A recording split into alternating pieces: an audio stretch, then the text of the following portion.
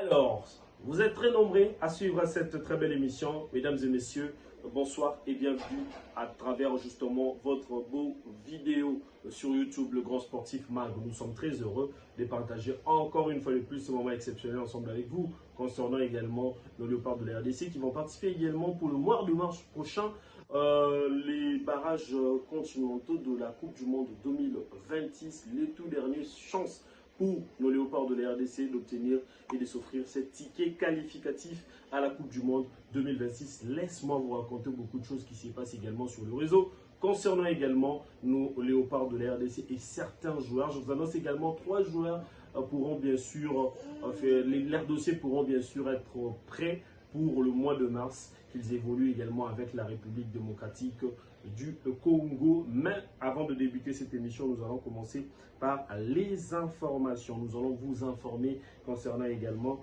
nos léopards de la RDC et certains joueurs qui veulent également jouer pour la République démocratique du Congo. Il y a également le cas Yannick Bolassi qui reste viral sur les réseaux sociaux avec notre confrère qui travaille également sur son média, qui travaille pour la RMSC Sport avec son YouTube.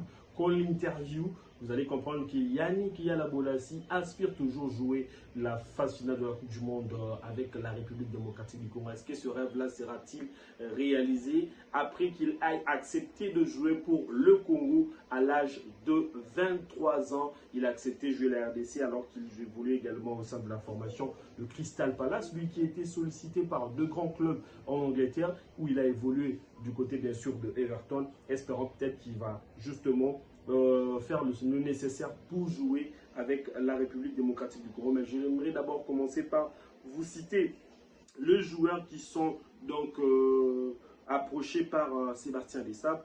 Plusieurs joueurs ont été approchés par l'entraîneur français qui évolue également au sein de la République démocratique du Congo. Question de bien vouloir rejoindre la tanière de la sélection nationale congolaise. J'aimerais justement vous citer ce joueur en question. Il s'agit bel et bien de Jean-Victor Makengo qui évolue du côté de la formation de Lorient en Ligue 1. Il y a également Ezekiel Bandouzi qui évolue du côté bien sûr de Leipzig en Allemagne. Alonso Ngwanda Ulrich du côté des Pays-Bas. Il y a également Anthony Milambo qui évolue à Brentford, lui qui est blessé. Je rappelle qu'il a reçu également le double ligament croisé. Il est donc forfait, je crois, jusqu'à la fin de la saison, si je ne me trompe pas. Il y a Bradley Loko qui évolue au sein de la formation de Brest. Il y a également Anthony Moussaba qui évolue du côté des Fenerbahçe, lui qui a enlevé récemment le drapeau de la République démocratique du Congo, mais quand même, il a été contacté. Samuel Bangula, le joueur de la Juve, qui est donc prêté du côté du Werder de Brême. Marc Bola qui évolue au sein de la formation de Watford. Dylan Bakwa qui évolue en Premier League avec la formation des Nottingham Forest. Il y a également Jordi Makengo qui évolue au sein de Fribourg. Obed Kabadio qui évolue au Paris FC. Enfin, il y a également Arnaud Kalimwendo qui évolue au sein de la formation de l'Étanche Francfort du côté bien sûr de l'Allemagne. Alors, est-ce que ça sera également un pari gagné pour Sébastien Desabre? Justement, en question des recruteurs, certains joueurs et les amener également au sein de la sélection nationale congolaise, puisqu'il nous reste également un mois avec juste quelques jours. Aujourd'hui, nous sommes le 10 février 2025. Vous allez comprendre ensemble avec moi que plus que quelques jours pour terminer ce mois, 18 jours, soit 2 semaines, 3 semaines à peu près pour finir également ce mois. Et puis aller entamer le mois de mars qui reste un mois décisif et un mois crucial pour la République démocratique du Congo. On va évoquer encore d'autres questions concernant bien sûr le léopard de la RDC. Il y a déjà les sujets qui abattent sur les réseaux sociaux concernant bien sûr la question de joueurs qui sont aussi des nationalités brassavilloises. Il y a également les réseaux sociaux qui s'enflamment sur ce dossier. Alors en tout cas, j'aimerais justement vous dire également quelque chose concernant également ce joueur en question. Je rappelle qu'il y a également Dylan Bakwa qui a aussi une famille du côté bien sûr du Congo-Brazzaville. Il y a aussi Ezekiel Bandouzi qui est du côté de Leipzig. Il a aussi une famille, mais qui sont vrais qui sont assez congolais aussi. Hein. Ils sont congolais de la République démocratique du Congo, comme Dylan Bakwa.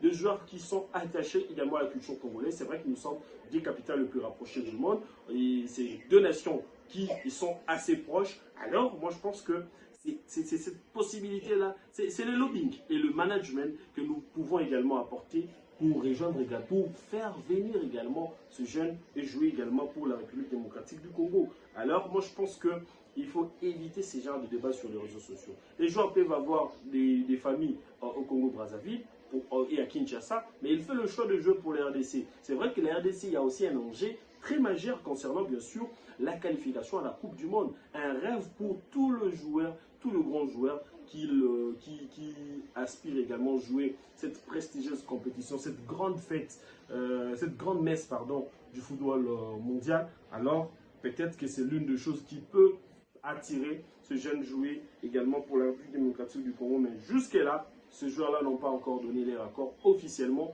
de venir jouer avec les RDC. La liste des décembre va nous apporter beaucoup de surprises. C'est vrai qu'il y aura d'autres joueurs qui seront mis de côté ou écartés dans l'effectif parce que lors de la Coupe d'Afrique, il n'y a pas eu un rendement assez intéressant au sein de la grande famille des léopards de la République démocratique du Congo. Cette question aussi qui met à terre, qui crée un sérieux trouble au sein de l'équipe nationale congolaise, c'est la blessure de Axel Tuanzebe. J'aimerais justement vous rappeler qu'Axel Tuanzebe est blessé, lui qui a été touché lors du match contre Sunderland, 3-0 à la pause. Le gars est sorti sur blessure, mais on nous évoque également la question d'un tendon d'Achille avec lequel il a été touché. Est-ce que Tuanzebe va-t-il jouer avec le RDC au mois de mars prochain?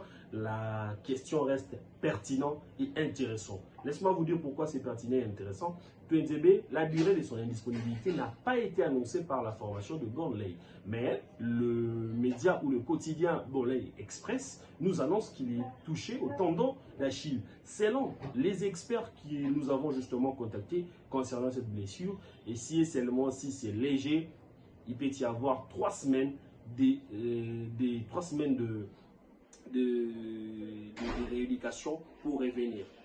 Si c'est assez grave, ça part également dans le 3 mois, 6 mois, ou bien si ce n'est pas assez grave, on peut parler également de 4 semaines. Alors, est-ce que ça sera également le cas pour Axel Tuanzebe, avec lesquels ils ont mis ensemble, entre lui et Chancel Mbemba, la paire qui fait mal également aux attaquants sur le continent? Cette défense est une miraille avec la République démocratique du Congo. Est-ce que ces deux joueurs seront-ils séparés avec la forme actuelle de Chancel Mbemba, qui reste un joueur pas assez considéré avec la formation de Lille? On espère bien que les choses vont justement être bien dans ce côté-là. Il y a également aussi les retours avec la formation de Al-Zawa, le joueur défenseur central de la RDC, et donc Inonga Baka Enoch, autrement appelé Varane, qui a effectué également ses débuts avec un club de l'Irak. On espère bien qu'il va également retrouver peut-être la sélection nationale congolaise, puisqu'il a annoncé qu'il reste disponible pour l'équipe nationale congolaise. Timothy Fayulu, beaucoup de joueurs congolais sont en grande forme. Il y a également la plus grosse crainte, c'était les matchs qu'avait opposé Strasbourg contre l'équipe de Le Havre. Lionel Passi était sur le banc. On espère bien qu'il va retrouver encore sa place après la Coupe d'Afrique des Nations, avec des rencontres enchaînées et qui ont permis également à ce club aussi de bien vouloir être en vie. Et ça reste assez intéressant pour la RDC. Et puis la dernière information, c'est de savoir aussi que Théo Bongonda ne bougera pas du côté des Spartak Moscou. Le manager de la formation russe a annoncé que le gars va finir son contrat jusqu'en juin 2026, à la date dans laquelle son contrat va être épuisé. Et puis on parle également de autres informations dans nos prochaines émissions, mais surtout n'oubliez pas de vous abonner, de partager nos différentes vidéos et de commenter pour donner également accès à une très grande interaction de notre communauté. D'ici là, portez-vous bien, à très bientôt.